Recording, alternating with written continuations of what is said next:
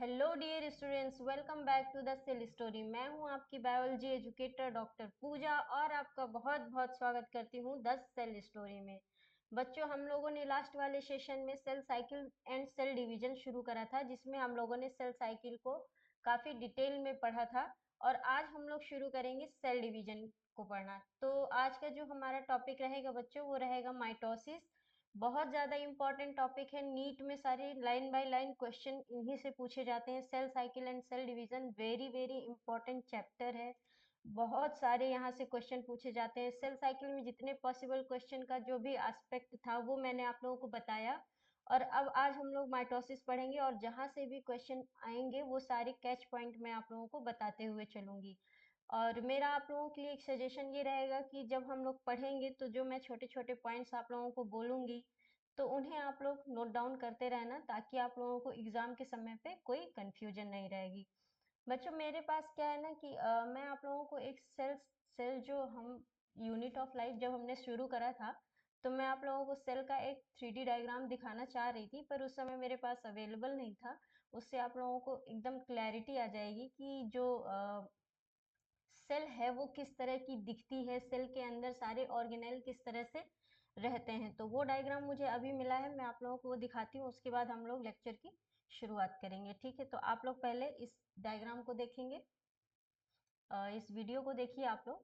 तो यहाँ पे आप लोगों को क्लियर हो जाएगा कि जो है सेल एक कैसी दिखती है और सेल के अंदर सारे सारे के सारे जो ऑर्गेनेल है वो किस तरह से रहते हैं। आप देख सकते हो यहाँ पे कि न्यूक्लियस जो है कितना बड़ा सा है, न्यूक्लियर पोर भी दिख रहे हैं, उसमें न्यूक्लियर इनवलप भी दिख रहा है, साथ में अंदर न्यूक्लियोलस भी दिख रहा है।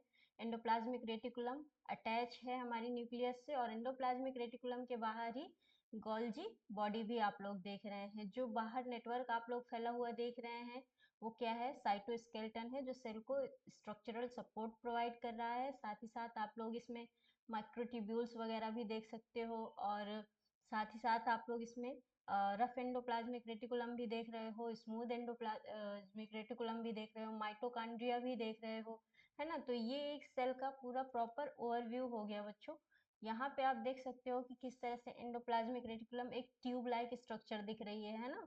जो मैंने बोला था ना कि ट्यूबुलर स्ट्रक्चर है, मैं इसका डायग्राम नहीं बना के दिखा पा रही थी आप लोगों को क्लियरली, तो आप अब देख सकते हो कि किस तरह से एक जैसे वो पानी का पाइप नहीं होता है उसी तरह की एक ये स्ट्रक्चर है ना। तो ठीक है, न्यूक्लियस से अटैच है हमारी ईआर और ईआर के पास है हमारा गोल्जी बॉडी। तो ये सब जो ईआर है, गोल्जी बॉडी है, ये सब मैंने आप लोगों को बताया था कि एंडोमेम्ब्रेन सिस्टम का ये सब पार्ट बनाते हैं।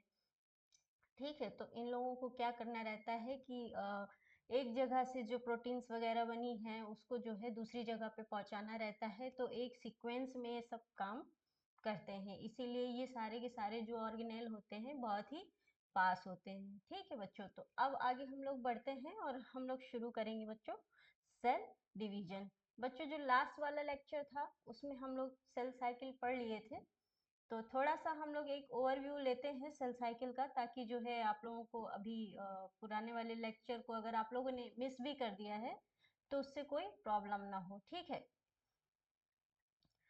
तो बच्चों मैंने आप लोगों को बताया था कि जो सेल साइकिल है हमारी उसमें क्या है, दो फेजेस होती हैं, है ना। मैंने यही तो बताया था आप लोगों को, एक फेज होती है इंटरफेज और दूसरी जो फेज होती है वो कौन सी होती है, एम फेज।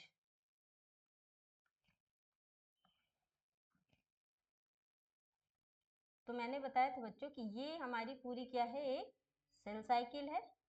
ठीक है, ये पूरी हमारी सेल साइकिल है और इसमें मैंने आप लोगों को बताया था एक फेज होती है हमारी एम फेज और ये की दूसरी फेज होती है बच्चों हमारी इंटरफेज, और इंटरफेज में हमारी आती है G1 phase, S phase, G2 phase. ठीक है, ठीक है, तो ये G1 फेज हमारी क्या है, गैप वन है। गैप वन किसके किसके बीच का गैप है, ये gap between M phase and S phase. तो गैप 1 हमारी किसके बीच का गैप है, एम फेज और S1, जो एम फेज है हमारी और S फेज है उसके बीच का गैप है हमारी G1, ठीक है। इस गैप को बेटा आप लोग इंटरवल भी बोल सकते हो, ठीक है। अब दूसरा हमारा G2 है, ये किसके बीच का गैप है, ये इसको गैप 2 कहेंगे। तो ये किसके किसके बीच का गैप है, ये भी हमारा किसके बीच का गैप है बेटा, ये भी हमारा S phase gap between S phase and M phase, ठीक है। S फेज हमारा क्या है, इंटरवल बिटवीन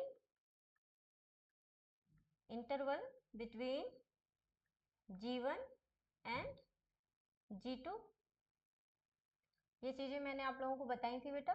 और ये जो है हमारा क्या है, G1 S G2, ये सब हमारे क्या है, ये इंटरफेज के पार्ट है हमारे, राइट।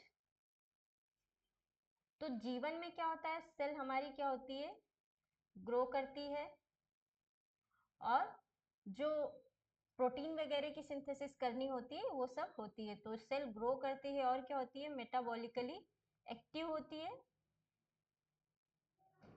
मेटाबॉलिकली एक्टिव होती है। G2 में भी क्या होता है, G2 में थोड़े से काम बढ़ जाते हैं, क्योंकि पहले S फेज में देखते हैं। यहाँ पे क्या होता है, हमारा डीएनए जो है वो रेप्लिकेट होता है, डीएनए रेप्लिकेट होता है और क्या होता है, सेंट्रोमेयर्स का हमारे यहाँ पे डुप्लीकेशन होता है, सेंट्रोमेयर्स का डुप्लीकेशन होता है, ठीक है। हिस्टोन प्रोटीन बनती है यहाँ पे, हिस्टोन प्रोटीन भी तो चाहिए होता है ना, जब क्रोमोसोम फॉर्म में आएगा हमारा डीएनए तो क्या होगा, हिस्टोन प्रोटीन के अराउंड उसकी रैपिंग होगी, ठीक है, क्योंकि डीएनए जो है हिस्टोन प्रोटीन के अराउंड रैप रहता है न्यूक्लियोसोम फॉर्म में, ठीक। तो यहाँ पे हिस्टोन प्रोटीन की सिंथेसिस भी होगी। अब G2 में क्या होता है बेटा, G2 में जो है, जो भी हमें माइटोसिस के दौरान जितनी भी जो प्रोटीन्स वगैरह चाहिए होती है, ताकि जो है सेल हमारी बीच में उसको एनर्जी की कमी ना हो, तो इसलिए जो है यहाँ पे G2 में जो प्रोटीन वगैरह चाहिए डिवीजन के पहले उस सब की सिंथेसिस होगी, एटीपीज वगैरह बनेंगे। तो यहाँ पे भी सेल हमारी क्या करेगी, ग्रो करेगी और सेल क्या होगी, मेटाबॉलिकली यहाँ पे भी एक्टिव होगी। सेल यहाँ पे क्या है, मेटाबॉलिकली एक्टिव भी है। यहाँ पे बेटा एक काम बढ़ जाता है, G2 में एक काम बढ़ जाता है और वो काम क्या है, रिपेयरिंग का काम बढ़ जाता है। जो अभी डीएनए हमारा रेप्लिकेट होके आया है उसकी रिपेयरिंग का काम भी होगा। अगर कोई इन केस डीएनए रेप्लिकेशन में कोई एरर रह गया है तो उसको रिपेयर किया जाएगा G2 में। अगर नहीं रिपेयर किया जाएगा तो सेल जो है हमारी कहाँ चली जाएगी, इसी तरह से एम्फेज में चली जाएगी और क्या हो जाएगा, म्यूटेशन हो जाएगा, ठीक है। तो यहाँ पे इसीलिए जो है सेल एक बार जब जीवन में एंटर कर जाती है तो उसको रेप्लिकेट होना ही है, और रेप्लिकेट होने के बाद उसको G2 में जाना है और फिर एम फेज में डिवाइड होना ही है, ठीक है। तो इसीलिए यहाँ पे क्या होता है ना कि कुछ सेल्स ऐसी होती हैं बच्चों जो क्या है कि परमानेंटली या तो इनएक्टिव फॉर्म में रहती है या फिर कुछ समय के लिए इनएक्टिव फॉर्म में रहती है। तो वो सेल्स जो है हमारी G1 से कहाँ चली जाती है, एक G0 स्टेज होती है वहां पे चली जाती है, ठीक है। अब यहाँ पे सेल क्या होती है, लिविंग कंडीशन में रहती हैं। सेल यहाँ पे लिविंग कंडीशन में रहती हैं, जब जरूरत होगी तब उनका क्या होगा, डिवीजन होगा, ठीक। लिविंग कंडीशन में रहने के लिए वो क्या होंगी, मेटाबॉलिकली एक्टिव होंगी, मेटाबॉलिक रूप से वो क्या होंगी, एक्टिव फॉर्म में रहेंगी, ठीक है। बाकी उनमें कोई डिवीजन वगैरह G0 स्टेज में नहीं होगा। तो यहाँ पे जो क्वेश्चन मैंने आप लोगों को बताया था कि सेल जो G0 स्टेज में आती है वो कहाँ से आती है, G1 से। तो यहाँ पे एक जो लाइन पूछी जाती है वो ये है, एग्जिट फ्रॉम G1, ठीक है, ये याद रखेंगे, ये पूछा जाता है, ये भी पूछा जाता है बच्चों। अब यहाँ पे बता रही हूँ कि क्वेश्चन क्या पूछा जा रहा था। क्वेश्चन पूछा जा रहा था कि G1 किसके बीच की फेज है, तो G1 is the interval between M phase and S phase. इसी तरह से एस फेज के बारे में पूछा जा रहा था कि यहाँ पे डीएनए की सिंथेसिस कौन सी मतलब डीएनए की सिंथेसिस किस फेज में होती है, हिस्टोन प्रोटीन कब सिंथेसाइज होते हैं और जो सेंट्रोमियर का डुप्लीकेशन होता है वो कब होता है। तो सेंट्रोमियर का डुप्लीकेशन कब होता है बेटा, वो भी एस फेज में होता है, ठीक है। तो ये सारे यहाँ पे क्या थे, आपके पॉसिबल क्वेश्चन थे। एक और जो है यहाँ पे पॉइंट था कि सेल जो है अपना 95% जो टाइम होती है वो कहाँ पे स्पेंड करती है, इंटरफेज में स्पेंड करती है। ठीक है, जब सेल डिवीजन के लिए एंटर कर जाती है सेल साइकिल में, तो उसका जो 95% टाइम होता है वो इंटरफेज में जाता है, और बचा हुआ टाइम जो है 5% जो टाइम है उसका, वो कहाँ जाता है, एम फेज में। मान लो जो है किसी मतलब कहने का ये है ना कि एम फेज जो होती है मैक्सिमम 1 घंटे की होती है, लेकिन जीवन फेज जो हमारी इंटरफेज है ये जो है 1-2 घंटे का भी हो सकता है प्रोसेस। ठीक है, 1 वीक का भी हो सकता है प्रोसेस, और 4 दिन का भी प्रोसेस हो सकता है। तो इस तरह से कहने का मतलब ये है कि सेल का जो टाइम, जो लॉन्गर टाइम बीतता है वो कहाँ पे बीतता है, इंटरफेज में बीतता है, और बचा हुआ टाइम कहाँ पे बीतता है, एम फेज में। क्योंकि एम फेज में तो सिर्फ डिवीजन ही होना है ना, बाकी सारी प्रिपरेशन का जो टाइम होता है वो कहाँ जाता है, इंटरफेज में जाता है। इंटरफेज को और किस फेज के नाम से जानते हैं, रेस्टिंग फेज के नाम से जानते हैं। और एस फेज को और किस फेज के नाम से जानते हैं, सिंथेसिस फेज के नाम से जानते हैं, क्योंकि यहाँ पे मैक्सिमम सिंथेसिस हो रही है, डीएनए की सिंथेसिस भी हो रही है, सेंट्रोसोम का डुप्लीकेशन हो रहा है, प्रोटीन की सिंथेसिस हो रही है ना। तो ये जो है हमारी सेल साइकिल का एक ओवरव्यू हो गया। आगे हम लोग शुरू करेंगे बेटा एम फेज। ये देखो, ये एक एम फेज के बारे में बताया गया है। एम फेज को मैंने बताया था ना कि एक कैरियोकाइनेसिस होता है, कैरियोकाइनेसिस। इसकी हमने 4 फेज पढ़ी थी, अभी ये सब मैं आपको पढ़ाऊंगी। ठीक है, prophase, metaphase, anaphase and telophase, यही आज हम लोग पढ़ने वाले हैं बच्चों।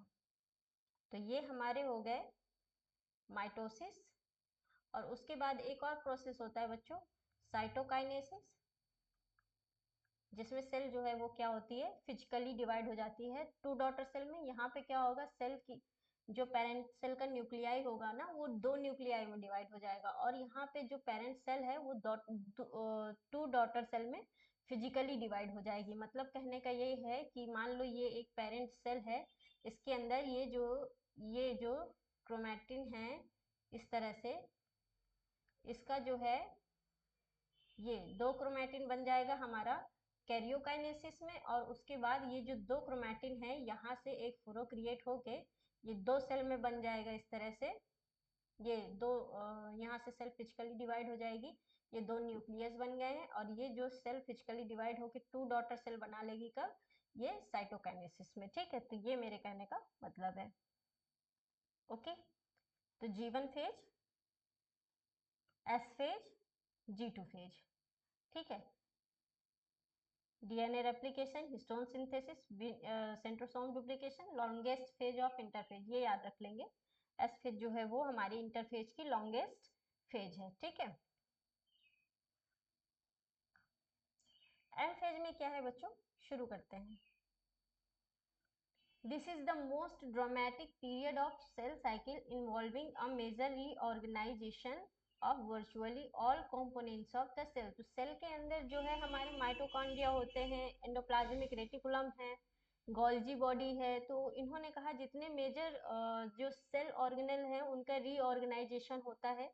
तो रीऑर्गेनाइजेशन हो ही जाता है। अभी हम लोग जब पढ़ेंगे एम फेज, प्रोफेज में हम लोग देखेंगे किस तरह से जो है धीरे धीरे न्यूक्लियर इन्वेलप जो है ना वो खत्म होने लगती है, किस तरह से जो सेल ऑर्गेनल हैं वो धीरे धीरे गायब होते हैं। तो ये सब हम लोग देखेंगे अभी। ठीक है, since the number of chromosome in the parent and progeny cell is the same, it is also called as the equational division. तो इसको और क्या कहते हैं बच्चों, इसको कहते हैं इक्वेशनल डिवीजन। और ऐसा क्यों कहते हैं, क्योंकि यहाँ पे जो पेरेंट में क्रोमोसोम नंबर था वो प्रोजेनी में सेम रहेगा। अगर पेरेंट में क्रोमोसोम 10 है, ये क्रोमोसोम नंबर 10 है, तो डॉटर में भी कितना रहेगा, 10 ही रहेगा। ठीक है, तो यहाँ पे कहने का मतलब ये है कि जो नंबर ऑफ क्रोमोसोम है पेरेंट में वो प्रोजेनी में सेम रहते हैं, इसीलिए इसको क्या कहते हैं, इक्वेशनल डिवीजन कहते हैं। ठीक है, अरे डायग्राम से समझा देती हूँ। ये है हमारी पेरेंट सेल। ठीक है, ठीक है, ये हमारी क्या है, पेरेंट सेल है। इसके अंदर क्या है हमारे, ये सब क्रोमैटिन फाइबर है। अब इसके अंदर 2n हमारा कितना है, इसके अंदर 2n हमारा मान लो 46 है। ठीक है, 46 है। अब इसमें क्या होगा, रेप्लिकेशन होगा एस फेज के दौरान, तो ये क्या हो जाएगी, डबल हो जाएगी। इसके अंदर का जो डीएनए है, इसके अंदर का डीएनए है वो डबल हो जाएगा। डीएनए जो है क्या हो जाएगा, डबल हो जाएगा। डबल हो जाएगा, कितना हो जाएगा, 4n हो जाएगा। जबकि क्रोमोसोम नंबर हमारे कितने रहेंगे, वो 46 ही रहेंगे। ठीक है, ठीक है। यहाँ पे मेरे कहने का मतलब है कि जो हमारा क्रोमोसोम नंबर होता है बेटा, वो चेंज नहीं होता है, हमारे डीएनए का अमाउंट डबल होता है। ठीक है, जब हमारा नेक्स्ट जो है सेल माइटोसिस में डिवाइड हो जाएगी दो डॉटर सेल में, तो यहाँ पे क्या हो जाएगा, फिर से जो है हमारा क्रोमोसोम नंबर जो डीएनए है हमारा वो 2n हो जाएगा पेरेंट सेल की तरह। ठीक है, तो यहाँ पे फिर से हमारे कितने 46 जो है हमारे क्रोमोसोम रहेंगे, यहाँ पे भी और यहाँ पे भी। ठीक है, तो ये जो है हमारा क्या है कि ये वाला जो यहाँ पे ये लाइन जो दी हुई है, since the number of chromosome in the parent and progeny cell is the same, it is also called the equational division. ठीक है, तो ये लाइन हमारी यहाँ पे कंप्लीट हो गई।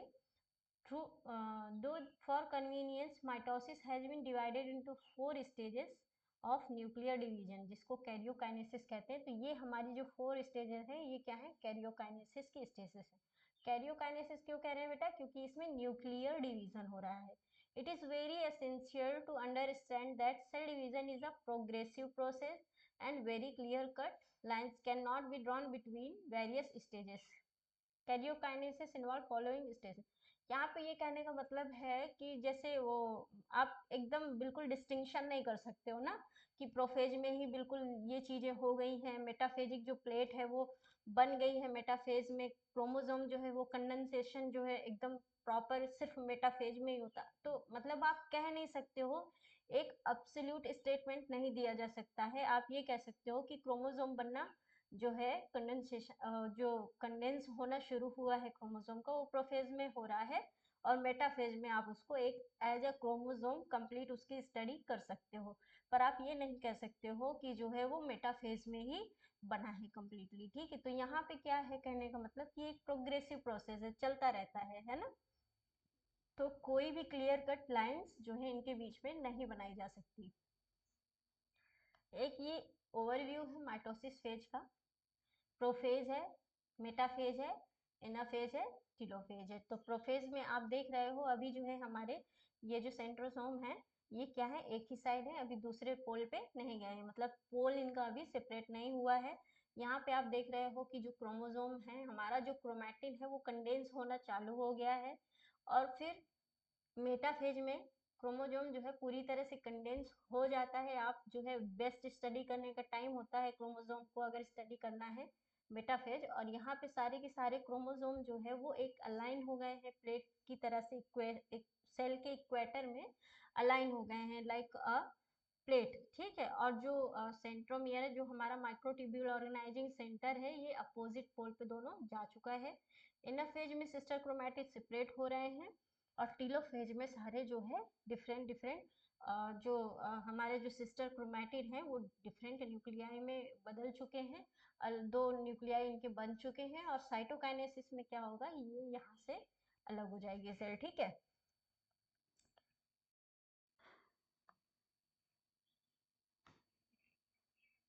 बच्चों आप लोगों को एक चीज मुझे बतानी है। ये मैं बना रही हूँ एक क्रोमोसोम का डायग्राम।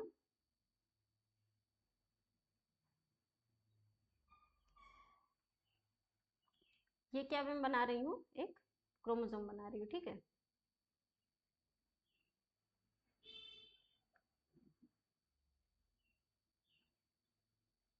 ये क्या है, ये है सेंट्रोमियर है बेटा,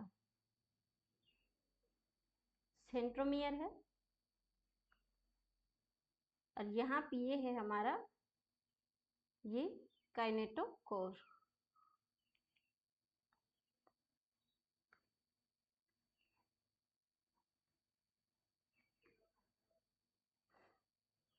तो ये है हमारा सेंट्रोमियर, सेंट्रोमियर है ये क्या कर रहा है, अटैच कर रहा है टू सिस्टर क्रोमैटिड्स को, मतलब टू सिस्टर क्रोमैटिड को आपस में जोड़ने का काम किसका है, वो है हमारा सेंट्रोमियर। ठीक है, एक सिस्टर क्रोमैटिड ये है हमारी, एक सिस्टर क्रोमैटिड ये है हमारा। ठीक है, तो इन दोनों को आपस में जोड़ने का काम कौन कर रहा है, ये हमारा सेंट्रोमियर। तो attach to sister chromatid together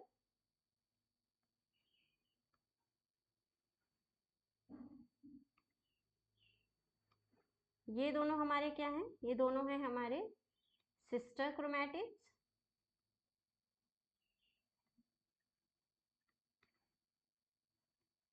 ये है हमारा बच्चों काइनेटोकोर।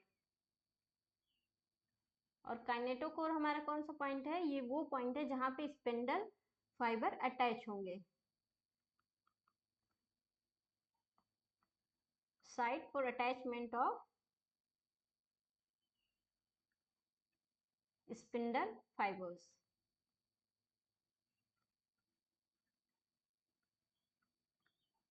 ठीक है, तो काइनेटोकोर से क्या होंगे हमारे जो है, यहाँ पे काइनेटोकोर से हमारे क्या होंगे, जो स्पिंडल फाइबर है वो अटैच करेंगे।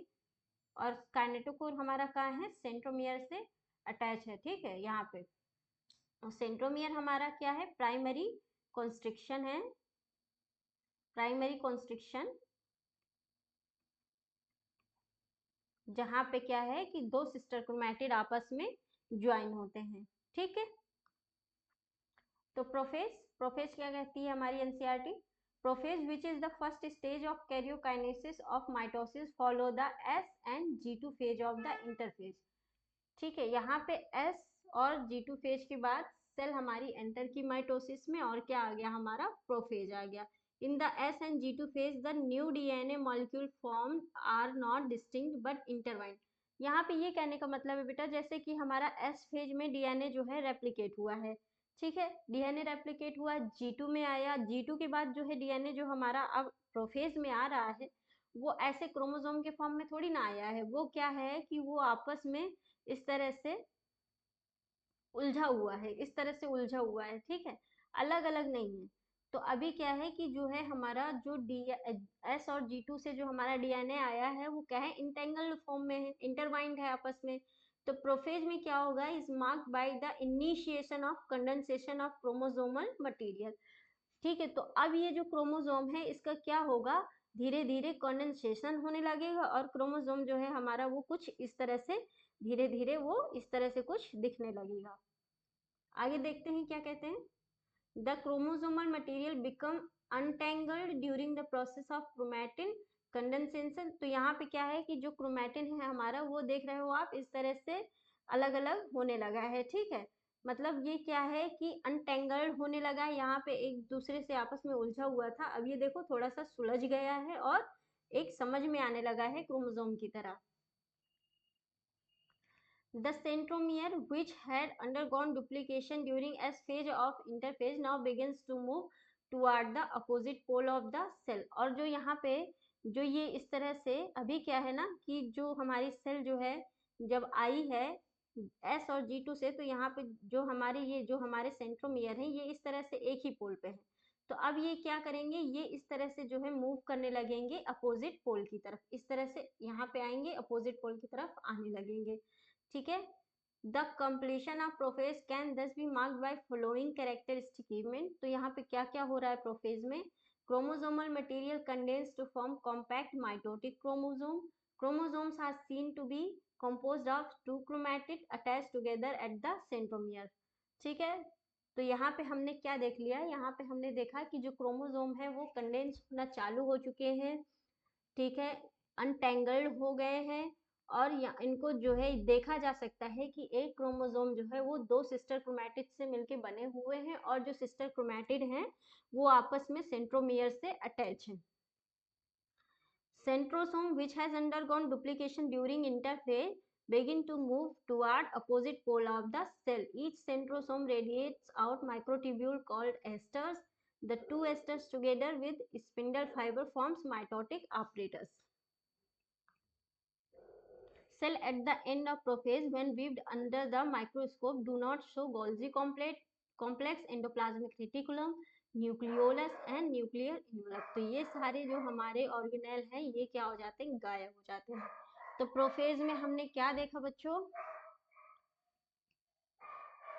प्रोफेज में देखा हमने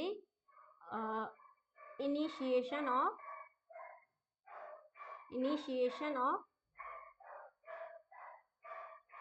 क्रोमोसोम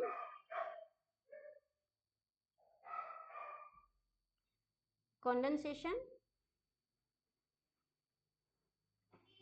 यहाँ पे क्या है कि दो सिस्टर क्रोमैटिड विजिबल हो गई है, ठीक है। तो हमारा क्रोमोसोम इस तरह से, हमारा क्रोमोसोम जो है इस तरह से यहाँ पे दिखने लगा है, और ये भी दिखने लगा है कि वो आपस में जो है ज्वाइन है किस चीज से, सेंट्रोमियर से। तो ये चीज दिखने लगी है प्रोफेज में कि क्रोमोसोम जो है हमारा, chromosome with to sister chromatid इतना कंडेंस हो गया है कि आपस में जो है वो क्रोमोसोम जो है वो सिस्टर क्रोमैटिड की तरह दिखने लगा है और पूरी तरह से अनटेंगल्ड हो गया है विथ टू सिस्टर क्रोमैटिड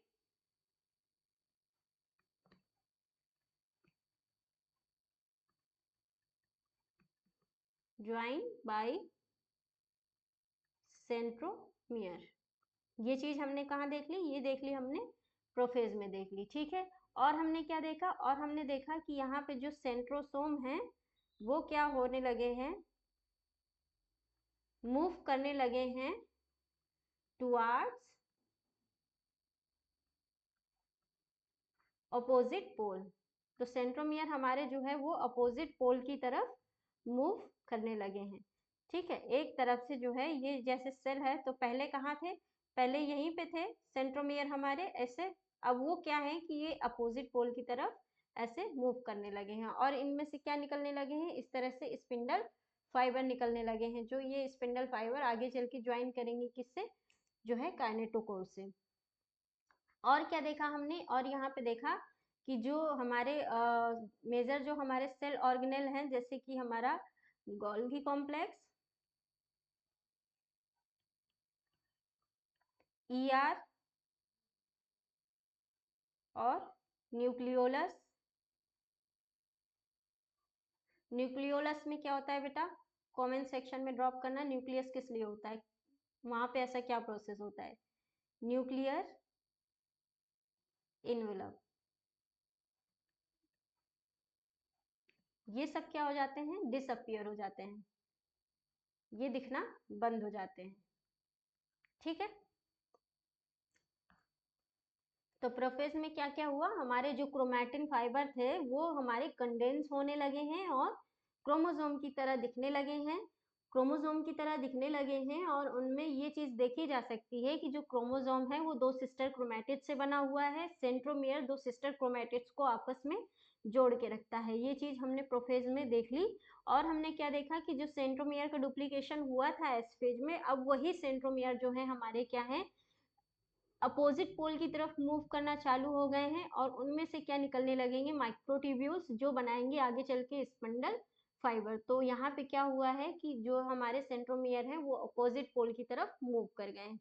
और क्या हुआ है प्रोफेज में बेटा, उसमें endoplasmic reticulum, Golgi body, nucleolus और न्यूक्लियर इन्वेलप, ये सारे जो हैं सब क्या हो गए हैं, डिसअपियर हो गए हैं, दिखाई नहीं दे रहे हैं। नेक्स्ट क्या है हमारा, मेटाफेज है। मेटाफेज में क्या होता है, the complete disintegration of the nuclear envelope mark the start of second phase of the mitosis। यहाँ पे क्या हो गया है, जो न्यूक्लियर इन्वेलप है वो पूरी तरह से गायब हो जाती है, ठीक है, दिखती ही नहीं है, पूरी तरह से खत्म। Hence the chromosome are spread through the cytoplasm of the cell. तो यहाँ पे क्या है कि न्यूक्लियर मेम्ब्रेन जो है हमारी, वो जो न्यूक्लियर इन्वेलप है हमारी वो पूरी तरह से खत्म हो चुकी है। तो हमारे जो क्रोमोसोम है वो पूरे साइटोप्लाज्म में दिख रहे हैं, ठीक है। By this stage condensation of chromosome is completed and can be observe clearly under the microscope. तो यहाँ पे जो क्रोमोसोम है हमारा बेटा वो क्या हो गया है, वो पूरी तरह से कंडेंस फॉर्म में आ गया है, पूरी तरह से कंडेंस फॉर्म में आ गया है, मतलब अब आप उसको इस तरह से माइक्रोस्कोप के अंदर बहुत ही क्लियरली देख सकते हो। ठीक है, तो जो माइक्रोस्कोप के अंदर देखने वाला जो क्रोमोसोम होता है हमारा, वो मेटाफेजिक क्रोमोसोम ही होता है। स्टडी करने के लिए बहुत ही बेस्ट टाइम होता है ये। इसमें आप क्रोमोसोम के सारे जो फीचर्स हैं वो देख सकते हो। ठीक है, इस तरह से। और ये है सेंट्रोमियर। ठीक है, ये दोनों हैं हमारे सिस्टर क्रोमैटिड। तो यहाँ पे मेटाफेज में क्या हुआ है, जो क्रोमोसोम है हमारा वो पूरी तरह से कंडेंस हो चुका है और इसको बहुत ही आसानी से, बहुत ही क्लियरली देखा जा सकता है माइक्रोस्कोप से। ठीक है, this then is the stage at which morphology of chromosome is most easily studied. At this stage, metaphagic chromosome is made up of two sister chromatids which are held together by the centromere. तो यहाँ पे क्या है कि chromosome को देखा जा सकता है, उसमें ये देखा जा सकता है कि जो क्रोमोसोम है वो दो सिस्टर क्रोमैटिड से बना हुआ है और जो दो सिस्टर क्रोमैटिड हैं वो आपस में कैसे जुड़ी हुई हैं, by the centromere, held together by the centromere. ठीक है, तो ये स्ट्रक्चर आप क्लियरली कहाँ पे देख सकते हो, मेटाफेजिक क्रोमोसोम में देख सकते हो। और क्या दिखता है बेटा, small disc shape structure at the surface of centromere called the kinetochore. अब यहाँ पे काइनेटोकोर भी विजिबल है। ठीक है, एक डिस्क लाइक स्ट्रक्चर यहाँ पे आप देख सकते हो जो सेंट्रोमियर से अटैच है इस तरह से। इस स्ट्रक्चर को क्या कहते हैं, काइनेटोकोर। ये भी क्लियरली विजिबल होती है during the metaphase. This structure serve as the site of attachment of spindle fibre. तो मैंने आपको पहले ही बताया कि काइनेटोकोर से क्या होता है, स्पिंडल फाइबर का अटैचमेंट होता है। अटैचमेंट ऑफ स्पिंडल फाइबर यहीं पे होता है, जो स्पिंडल फाइबर है वो यहीं काइनेटोकोर से अटैच करेंगे। ठीक है, to the chromosome that are moved into position at the centre of the cell. Hence, the metaphase is characterized by all the chromosome coming to lie the equator with one chromatid of each chromosome connected by kinetochore to spindle fiber to form one fold and sister chromatic connected by its kinetochore to spindle fiber from opposite pole। इसके कहने का क्या मतलब है बच्चों, इसके कहने का मतलब है, मैं बता रही हूँ अभी। इनके कहने का मतलब है कि जो मेटाफेज है उसमें क्या हो जाता है, मेटाफेज में जो हमारे क्रोमैटिड हैं वो इस तरह से क्या हो जाते हैं, एक जो है बीच में इस तरह से लाई कर जाते हैं और यहाँ पे इनका ये क्या है, ये हमारा सेंट्रोमियर है और सेंट्रोमियर की साइड में क्या है, ये हमारे काइनेटोकोर है। ठीक है, ये हमारे काइनेटोकोर हैं और ये है हमारा सेंट्रोसोम, ये है हमारा सेंट्रोसोम और यहाँ से ये हमारे जो स्पिंडल फाइबर हैं वो निकले हुए हैं इस तरह से, इस तरह से। और ये स्पिंडल फाइबर जो है वो ज्वाइन करते हैं काइनेटोकोर से, एक तरफ से एक स्पिंडल फाइबर इस तरह से ज्वाइन कर लेगा। ठीक है, इस तरह से। तो ये क्या हो गया हमारा, ये मेटाफेजिक हमारा स्टेट हो गया सेल का। तो यहाँ पे क्या है, जो सिस्टर क्रोमैटिड हैं वो दोनों साइड से अपोजिट पोल की तरफ से एक एक काइनेटोकोर जो स्पिंडल फाइबर है उससे अटैच है। ठीक है, यहाँ से एक स्पिंडल फाइबर ने इधर वाले काइनेटोकोर से अटैच किया और इधर वाले जो है अपोजिट पोल वाले काइनेटोकोर ने जो है इधर वाले स्पिंडल फाइबर से अटैचमेंट किया। ठीक है, एक जो है सिंगल एक स्पिंडल फाइबर एक काइनेटोकोर से अटैच होगा। ठीक है, तो इस तरह से क्या है, ये हमारी जो है मेटाफेजिक सेल है। तो क्या कह रहे हैं, chromosome coming to lie at equator. तो यहाँ पे जितने भी क्रोमोसोम हैं वो क्या हो रहे हैं, इक्वेटर पे आ गए हैं और एक क्रोमैटिड जो है प्रत्येक क्रोमोसोम का कनेक्ट हो रहा है काइनेटोकोर इसका जो है वो स्पिंडल फाइबर से एक पोल पे और सिस्टर क्रोमैटिड जो है कनेक्ट हो रही है इसकी काइनेटोकोर से स्पिंडल फाइबर से फ्रॉम अपोजिट पोल से। ठीक है, the plane of alignment of chromosome at metaphase is referred to as metaphasic plate. तो ये वाली जो कंडीशन है बेटा, ये वाली जो कंडीशन है इसको क्या कहते हैं, मेटाफेजिक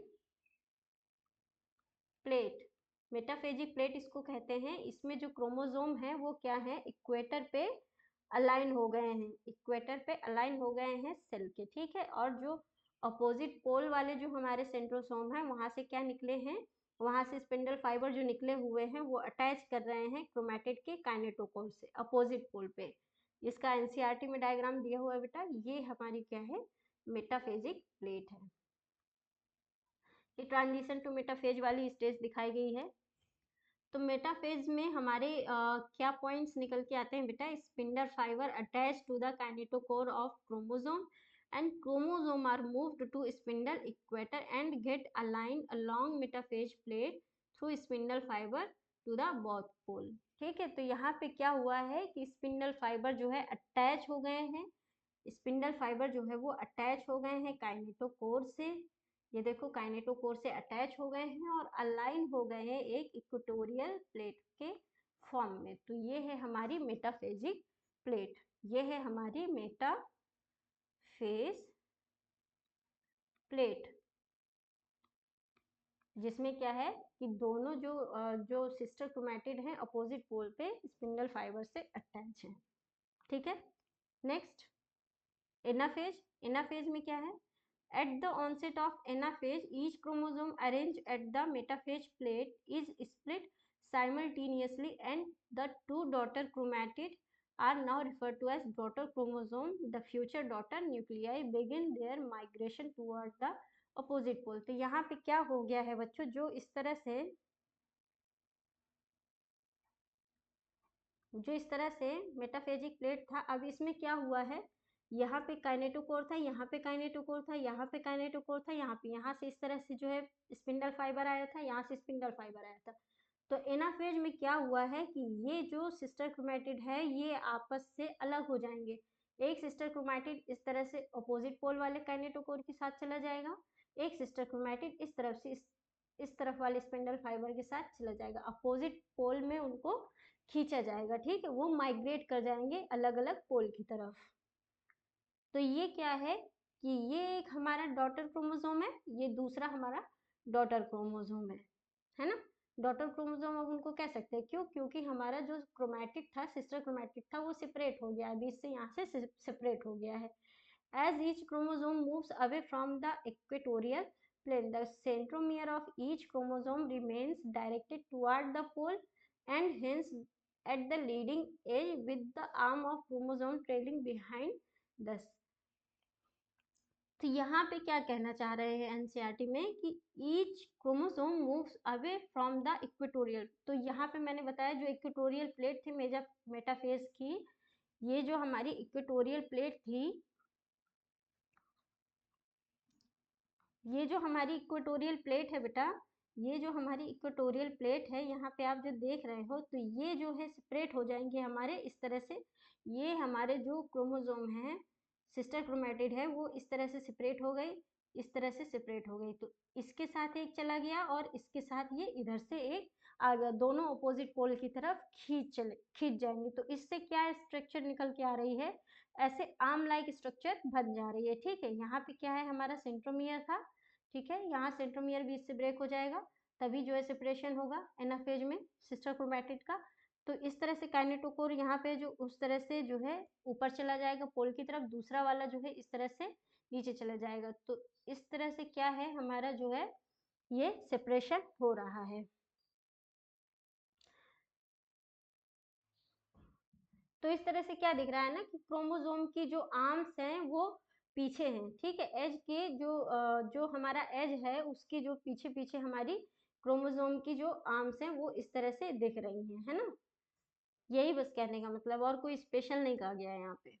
दस anaphase stage is characterised by, anaphase stage में क्या हो रहा है प्रॉपर, जो हमारे की पॉइंट्स हैं, centromere splits and chromatids separate, chromatids move to the opposite pole. तो यहाँ पे क्या हुआ है, जो सेंट्रोमियर है वो क्या हुआ है, बीच से स्प्लिट हुआ है, और जो क्रोमैटिड है वो हमारे अपोजिट पोल की तरफ मूव कर चुके हैं। टीलोफेज में क्या हो रहा है बच्चों, टीलोफेज में at the beginning of final stage of karyokinesis that is telophase. तो फाइनल स्टेज जो है कैरियोकाइनेसिस की, यानी कि यहाँ पे क्या होगा, जो न्यूक्लियर डिवीजन है वो कंप्लीट हो जाएगा। The chromosome that have reached their respective poles decondense and lose their individuality. अभी क्या था, अभी तक जो क्रोमोसोम थे हमारे वो इस तरह से दिख रहे थे, इस तरह से हम क्रोमोसोम को देख पा रहे थे ना, इस तरह से जो है मेटाफेज में कंडेंसेशन हुआ और क्रोमोसोम हमारा इस तरह से दिख रहा था। अभी क्या हुआ है, क्रोमोसोम फिर से हमारा जो है डिकंडेंस हो जाएगा, मतलब इस तरह से दिखने लगेगा, ऐसे ऐसे उसमें जो कंडेंसेशन हुआ था वो खत्म हो जाएगा धीरे धीरे। अब क्रोमोसोम हमारा फिर से इस तरह से दिखने लगेगा। ठीक है, आप आइडेंटिफाई नहीं कर पाओगे कि ये क्रोमोसोम इस तरह से जो दिख रहा था, आप बता नहीं पाओगे कि ये एक क्रोमोसोम है। ठीक है, the individual chromosome can no longer be seen as and each set of chromatin material tend to collect at each of the two poles। इस तरह से सेपरेट हो गया ना, देखो दोनों पोल पे दो हमारे यहाँ पे क्रोमेटिन इस तरह से ये सेपरेट हो गए हैं हमारे क्रोमेटिन। ठीक है, this is the state which show the following key event. तो यहाँ पे क्या हो रहा है, क्रोमोसोम की cluster at opposite spindle pole पे आप देख सकते हो, their identity is lost as a discrete element. तो इनकी आइडेंटिटी लॉस्ट हो गई ना, अभी तक ये क्रोमोसोम की तरह दिख रहे थे, आप आइडेंटिफाई कर पा रहे थे क्रोमोसोम में, अभी यहाँ पे ये फिर से क्रोमेटिन फाइबर की तरह दिखने लगे हैं, तो आप इनको आइडेंटिफाई नहीं कर पा रहे हो ना, तो कि ये एक है कि दो है ना, तो इनकी इंडिविजुअलिटी जो है वो लॉस्ट हो चुकी है, ये इनको आप डिस्क्रीट एलिमेंट की तरह नहीं बता पाओगे। Nuclear envelope develop around the chromosome cluster at each pole forming two daughter nuclei. अब क्या है, यहाँ पे न्यूक्लियर इनवलप बन जाएगी, दो डॉटर न्यूक्लियाई के अराउंड क्या है, न्यूक्लियर इनवलप बन गया है। और गायब कब हुआ था, गायब हुआ था प्रोफेज में। Nucleolus, Golgi complex and ER दोबारा से बन जाएंगे।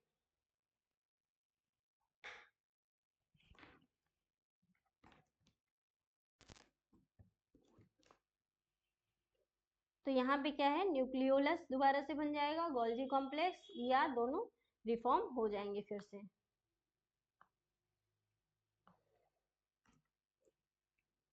तो यहाँ पे टीलोफेज में क्या क्या हुआ है बच्चों, टीलोफेज में टू डॉटर हमारे जो न्यूक्लियाई हैं वो बन गए हैं, टू डॉटर न्यूक्लियाई बन गए हैं हमारे। क्रोमोसोम जो है दोबारा से हमारे डिकंडेंस हो गए हैं, क्रोमोसोम जो है हमारे वो क्या हो गए हैं, डी कंडेंस हो गए हैं। अभी तक कंडेंस हो रहे थे, प्रोफेज के बाद मेटाफेज और एनाफेज में कंडेंस फॉर्म में थे, यहाँ पे ये क्या हो रहे हैं, दोबारा डी कंडेंस हो रहे हैं। तो यहाँ पे आप जो है क्या हो रहे हैं, डिकंडेंस हो रहे हैं क्रोमोसोम, तो आप उनको आइडेंटिफाई नहीं कर पाओगे एक सिंगल क्रोमोसोम की तरह से, इस तरह से वो सब इस तरह से उलझे हुए इंटेंगल्ड मिलेंगे फिर से। और क्या हुआ है, साथ ही साथ जो हमारे ईआर है, गोल्जी कॉम्प्लेक्स है और न्यूक्लियर इन्वलप है, ये न्यूक्लियर इन्वलप डेवलप हो गई, जो हमारे जो क्रोमोसोम दो न्यूक्लियाई बने हैं उनके अराउंड क्या है, न्यूक्लियर एनवलप डेवलप हो गई है। और साथ ही साथ ये हमारे एंडोप्लाज्मिक रेटिकुलम, गोल्जी कॉम्प्लेक्स और साथ ही हमारा न्यूक्लियोलस, ये फिर से हमारे अपीयर हो गए हैं। डिसअपियर कहाँ हुए थे बेटा, डिसअपियर हुए थे हमारे वो प्रोफेज में, और जो न्यूक्लियर इन्वेलप थी वो पूरी तरह से गायब कब हुई थी, मेटाफेज में। स्टार्ट हो गई थी डिसअपियर होना प्रोफेज में और पूरी तरह से गायब हुई थी मेटाफेज में। और जो हमारा डीएनए, जो हमारा क्रोमोसोम था वो क्या हो रहा था पूरे मेटाफेज के दौरान। तो ये पॉइंट्स बच्चों याद रखेंगे।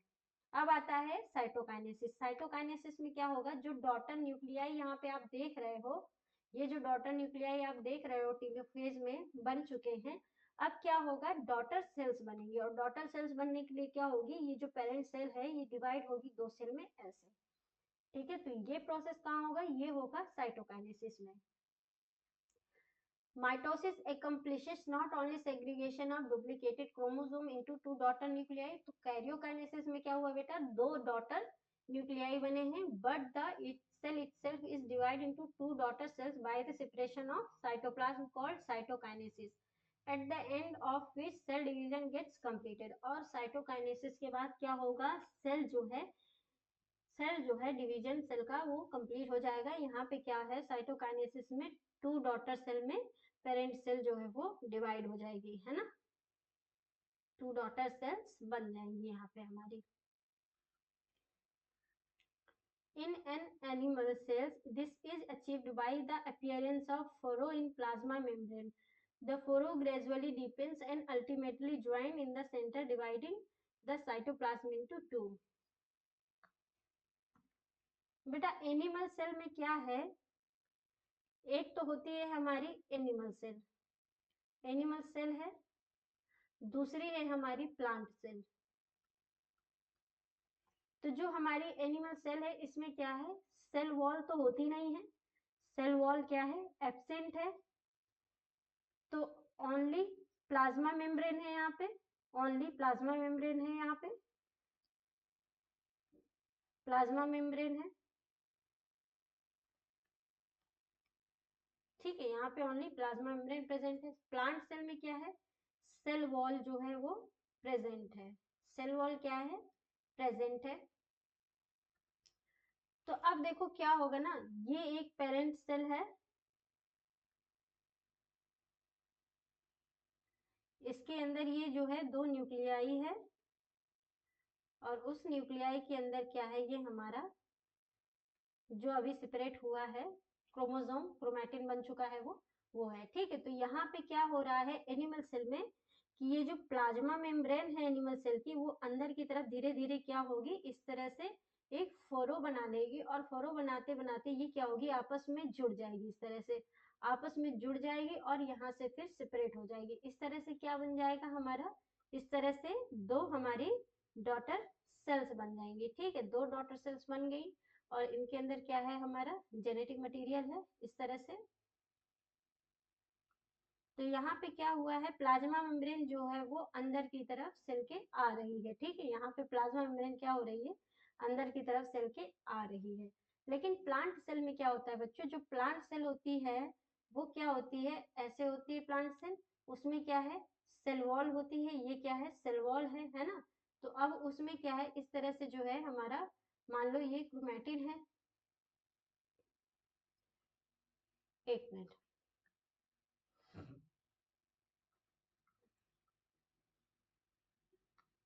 ये पूरी हमारी क्या है, प्लांट सेल है, ठीक है, ये पूरी हमारी प्लांट सेल है। अब इसमें क्या होगा, ये जो है अंदर इसके 2 डॉटर न्यूक्लियाई है,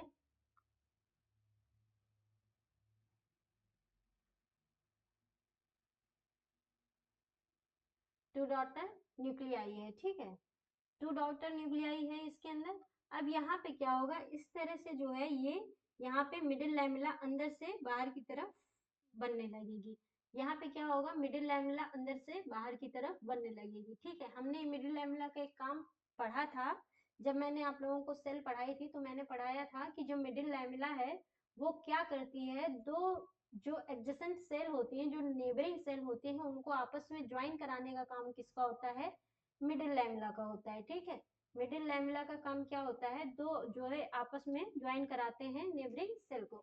अब यहाँ पे क्या हुआ है, मिडिल लैमेला ऐसे बनने लगी, मिडिल लैमेला बनी, और मिडिल लैमेला जब बन गई बेटा तो ये क्या हुआ, इस तरह से 2 सेल जो है यहाँ से सेपरेट हो गई, ठीक है, 2 सेल सेपरेट हो गई। अब इसमें क्या है, ये मिडिल लैमेला है, ठीक है, इसके अंदर ये इस तरह से सेल वॉल बन गई ना, मिडिल लैमेला जो बनी हमारी, ठीक है, मिडिल लैमेला बनी, उसने सेपरेट कर दिया, फिर क्या है हमारी इस तरह से सेल वॉल डेवलप हो गई, और सेल वॉल के अंदर क्या है हमारी प्लाज्मा मेम्ब्रेन डेवलप हो गई।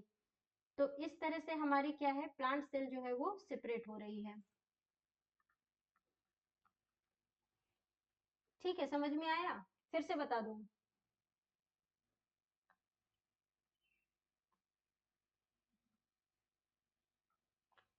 देखो ये हमारी प्लांट सेल है, प्लांट सेल है, इसके अंदर क्या है हमारे, ये 2 डॉटर न्यूक्लियाई है, 2 डॉटर न्यूक्लियाई के अंदर ये इसका क्रोमैटिन है, ठीक है। तो अभी क्या होगा बेटा, यहाँ से जो है अंदर से बाहर की तरफ इस तरह से क्या होगा, हमारा मिडिल लैमेला बनना शुरू हो जाएगा। मिडिल लैमेला बन जाएगा जब कंप्लीटली, तो क्या होगा, हमारी ये 2 सेल सेपरेट हो गई ना, ये 2 सेल हमारी जो है ये सेपरेट हो गई इस तरह से यहाँ से, है ना। मिडिल लैमेला से। और मिडिल लैमेला का काम क्या होता है, दो एडजेसेंट सेल को आपस में ज्वाइन कराया रहता है। ठीक है, अब ये सेल जब सेपरेट हो गई तो इसमें क्या हो जाएगा बेटा, यहाँ पे सेल वॉल बन जाएगी और साथ ही साथ इसके अंदर क्या बन जाएगा, प्लाज्मा मेम्ब्रेन बन जाएगा। ठीक है, और उसके बाद जो है क्या होगा, ये जैसे यहाँ पे प्लाज्मोडेस्माटा वगैरह बन जाएंगे, तो ये प्लाज्मोडेस्माटा वगैरह जो बनेंगे ये सब क्या करेंगे, इस सेल के साइटोप्लाज्म को इससे कनेक्ट कर देंगे और मिडिल लैमेला इन दोनों सेल को आपस में ज्वाइन करके रखेगी।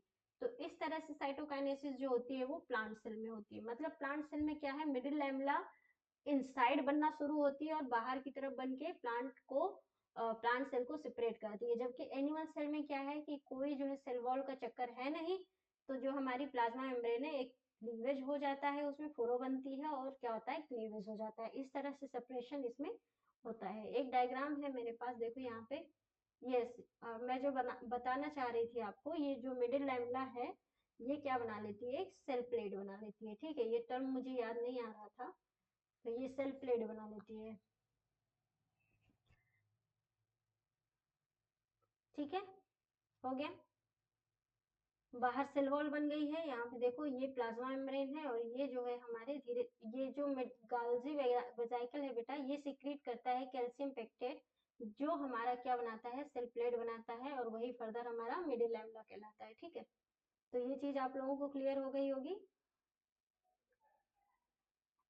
दो डॉटर सेल्स बन गई यहाँ पे। एनिमल सेल में आप देख रहे हो ये जो है क्लीवेज फरो बन रहा है, प्लाज्मा मेम्ब्रेन अंदर की तरफ जा रही है और यहाँ पे क्या है, दो डॉटर सेल सेपरेट हो गई। जब फरो आपस में मिल जाते हैं तो डॉटर जो है हमारी सेल सेपरेट हो जाती है। तो यहाँ पे और क्या कहा गया है, plant join in the center dividing the cell cytoplasm into two. Plant cell however are enclosed by relatively in extensible cell wall. तो प्लाज्मा मेम्ब्रेन की सेल वॉल क्या है, वो प्लाज्मा मेम्ब्रेन कह रही हूँ, प्लांट जो है उनकी सेल वॉल क्या है, हार्ड होती है, तो वो जो है इनएक्सटेंसिबल होती है, इसीलिए जो है उनमें क्या होता है, साइटोकाइनेसिस थोड़ा डिफरेंट तरीके से होता है। In plant cell wall formation start in the centre of cell and goes outward to meet the existing lateral walls. तो ये इसमें क्या है कि जो हमारा वॉल का जो फॉर्मेशन हो रहा है बेटा, वो सेंटर से शुरू होता है, सेल के बीच से अंदर से शुरू होता है और बाहर आके इस तरह से मिलता है। The formation of new cell wall begin with the formation of simpler precursor called the cell plate, represent the middle lamella between the wall of two adjacent cells। तो जो मिडिल लैमेला मैंने बताया, जो सेल प्लेट बनती है वो क्या है, मिडिल लैमेला है, जो क्या करती है, दो वॉल्स जो हैं सेल की, नेबरिंग सेल की, उनको आपस में कनेक्ट करती है। At the time of cytoplasmic division, organelle like mitochondria and plastid get distributed between the two daughter cell। और यहाँ पे क्या है, माइटोकॉन्ड्रिया हो गए, प्लास्टिड हो गए, वो सब डिस्ट्रीब्यूटेड हो जाएंगे दो डॉटर सेल्स में। In some organism, karyokinesis is not followed by the cytokinesis as a result of multinucleate condition arise leading to the formation of syncytium। तो लिक्विड एंडोस्पर्म कोकोनट में ये एग्जांपल क्या याद रख लेंगे बच्चों, यहाँ पे क्या है कि जो है टीलोफेज में जो हमारे दो न्यूक्लिएट कंडीशन हुई थी बेटा, उसमें क्या है, टीलोफेज के बाद साइटोकाइनेसिस नहीं होगी। साइटोकाइनेसिस नहीं होगी तो एक सेल में क्या है, एक सेल में दो न्यूक्लियाई हो गए, है ना, तो इस कंडीशन को क्या कहेंगे, मल्टी न्यूक्लिएट कंडीशन। और इस कंडीशन से क्या बनेगा, एक सिंथाइशियम बनेगा। और ये आप कहाँ देख सकते हो, ये देख सकते हो आप लिक्विड एंडोस्पर्म में, लिक्विड एंडोस्पर्म ऑफ कोकोनट। ठीक है, तो यहाँ पे आप इस चीज को देख सकते हो। एक मैं आप लोगों को वीडियो दिखाती हूँ, इससे आप लोगों को पूरी तरह से क्लैरिटी आ जाएगी कि क्या हमारा जो है किस तरह से पूरा पूरा माइटोसिस का जो प्रोसेस हुआ है वो हुआ है। ठीक है, देखो इसको ध्यान से, किस तरह से जो है क्रोमोसोम हमारे अभी ये माइक्रोट्यूब्यूल ऑर्गेनाइजिंग सेंटर बन गया है, स्पिंडल फाइबर अटैच हो रहे हैं, सिस्टर क्रोमैटिड देखो सेपरेट हो गए एनाफेज में, और ये हमारे डिफरेंट डिफरेंट न्यूक्लियाई बन गए। और ये न्यूक्लियाई बनने के बाद क्या हुआ, दो हमारी सेल्स जो है वो सेपरेट हो गई डॉटर सेल्स में, ठीक है। तो हमारी पेरेंट सेल जो है दो डॉटर सेल में सेपरेट हो गई। एक बार फिर से देखो, जो हमारे क्रोमोसोम है वो कंडेंस फॉर्म में आ चुके हैं, स्पिंडल फाइबर अटैच हो रहे हैं, ये देखो मेटाफेजिक प्लेट बन गई है, इक्वेटोरियल हो गए सारे जो हमारे क्रोमोसोम है। उसके बाद जो है सिस्टर क्रोमैटिड सेपरेट हो गए हैं और यहाँ पे सिस्टर न्यूक्लियाई बन गए हैं, और ये न्यूक्लियाई फिर फिजिकली सेल जो है टू डॉटर सेल में हमारी सेपरेट हो गई है। तो यहाँ पे आप लोग देख सकते हो, ठीक है। ये एक ओवरव्यू कराने के लिए था। सिग्निफिकेंस क्या है माइटोसिस का बेटा? माइटोसिस और the equatorial division is usually restricted to diploid cell only.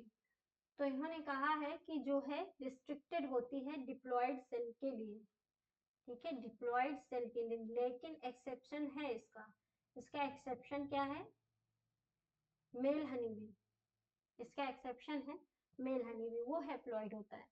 However, in some lower plants and in some social insect, haploid cell can also divide by mitosis. तो हैप्लॉइड सेल डिवाइड कर सकती है mitosis से। Exception इसका है कुछ lower plants और social insect है, जैसे हमारा मधुमक्खी, ठीक है, जो मेल ड्रोन होता है। It is very essential to understand the significance of this division in life of an organism. Are you aware of some example where you have studied about haploid and diploid insect? तो मैंने आपको ये चीज बता दी।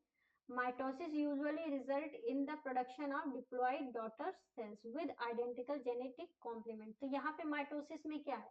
Mitosis में जो है identical daughter cell बन रही है, ठीक है। यहाँ पे क्या है? आइडेंटिकल डॉटर सेल बन रही है, क्लोन बन रहे हैं। यहाँ पे आइडेंटिकल डॉटर सेल बनेगी, पेरेंट के आइडेंटिकल डॉटर सेल्स यहाँ पे बनेंगी, ठीक है। यहाँ पे आपको वेरिएशन नहीं देखने को मिलेगा। वेरिएशन अगर देखना है तो वो मियोसिस में देखने को मिलेगा, वो हम लोग मियोसिस में पढ़ेंगे। यहाँ पे क्या है कि जो जो जेनेटिक कंटेंट होता है वो पेरेंट के जैसा ही होता है, सेम ही होता है। इसीलिए यहाँ पे क्या है कि जो है आइडेंटिकल डॉटर सेल देखने को मिलती है। Mitosis usually result in production of diploid daughter cells with identical genetic complement. The growth of multicellular organism is due to mitosis। तो जो multicellular organism है हम यहाँ पे, हम सबकी growth जो है वो क्यों हो रही है? वो माइटोसिस से हो रही है। Cell growth result in disturbing the ratio between the nucleus and cytoplasm. It's therefore become essential for the cell to divide the restore the nucleocytoplasmic ratio। यहाँ पे क्या कहने का मतलब है बच्चों? यहाँ पे कहने का मतलब ये है, मान लो न्यूक्लियस तो साइटोप्लाज्म रेशियो की यहाँ पे बात की है,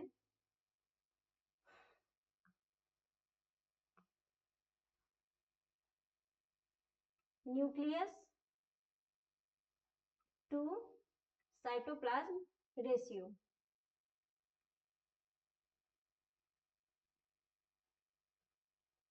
मान लो ये क्या है? ये हमारा न्यूक्लियस है, ये हमारा साइटोप्लाज्म है, ठीक है। 5/10 है, ठीक है, 5/10 है। अब क्या हुआ? सेल हमारी जो है वो ग्रो करी, सेल हमारी ग्रो करी, तो ये जो है हमारा कितना हो गया? ये हो गया हमारा 5/20 हो गया, ठीक है। अब क्या होगा? जब सेल डिवीजन होगा तो साइटोप्लाज्म फिर से डिवाइड हो जाएगा, और साइटोप्लाज्म डिवाइड हो जाएगा तो उससे क्या होगा? ये जो रेशियो है हमारा वो फिर से 5/10 दो सेल में जो है रिस्टोर हो जाएगा। तो ये कहने का यहाँ पे मतलब है कि जो है एसेंशियल होता है सेल के लिए डिवाइड करना, क्योंकि ये रिस्टोर कर देता है न्यूक्लियोसाइटोप्लाज्मिक रेशियो, ठीक है। A very significant contribution of mitosis is cell repair. Cell की रिपेयरिंग भी होती रहती है साथ ही साथ। The cell of upper layer, cell of the upper layer of the epidermis, cell of the lining of the gut, the blood cell are being constantly replace. तो ये कुछ सेल्स के नाम दिए हैं बच्चों, जो कि कॉन्स्टेंटली क्या हो रही हैं? रिप्लेस हो रही हैं और रिपेयर हो रही हैं, रिप्लेस हो रही हैं, है ना। Mitotic division in the meristematic tissue, the apical and the lateral cambium, ये सब चीजें याद रख लेना है बच्चों।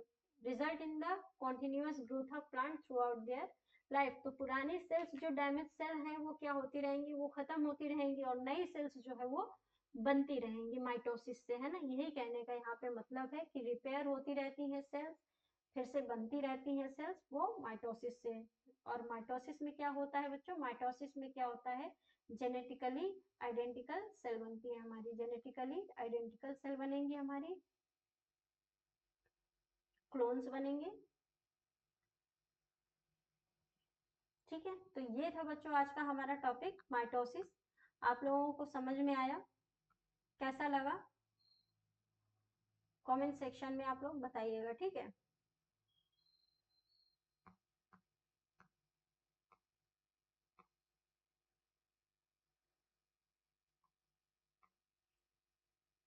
ठीक है बच्चों, तो हम लोग आज के लेक्चर को यहीं पे एंड करेंगे और मियोसिस पढ़ेंगे हम लोग नेक्स्ट सेपरेट सेशन में। वो भी काफी इम्पोर्टेंट टॉपिक है। और इन दोनों के जो क्वेश्चंस होंगे, मतलब अभी तो मुझे सेल से पूरे ही क्वेश्चन कराने हैं। ये टॉपिक खत्म होने के बाद हम लोग cell the unit of life के पूरे जो क्वेश्चन है वो, और साथ ही साथ सेल साइकिल और सेल डिवीजन के सारे क्वेश्चन हम लोग प्रैक्टिस करेंगे। ठीक है, तो हमारा 2 सेशन जो है ये प्रैक्टिस सेशन रहेगा आने वाला मियोसिस के बाद। तो आप लोग उन सेशंस को भी स्किप मत करना और ये सारे सेशन देखते हुए चलना, ताकि प्रैक्टिस जब हम लोग क्वेश्चन के करेंगे तो कहीं पे कोई भी कॉन्सेप्ट स्किप ना हो। ठीक है, तो ठीक है बच्चों, मिलते हैं हम लोग नेक्स्ट सेशन में। तब तक के लिए टेक केयर, बाय बाय। और वीडियो अगर पसंद आए हो आप लोगों को तो लाइक शेयर जरूर करिएगा और चैनल को भी सब्सक्राइब कर लीजिएगा। मिलेंगे हम लोग नेक्स्ट वीडियो में, तब तक के लिए टेक केयर, बाय बाय।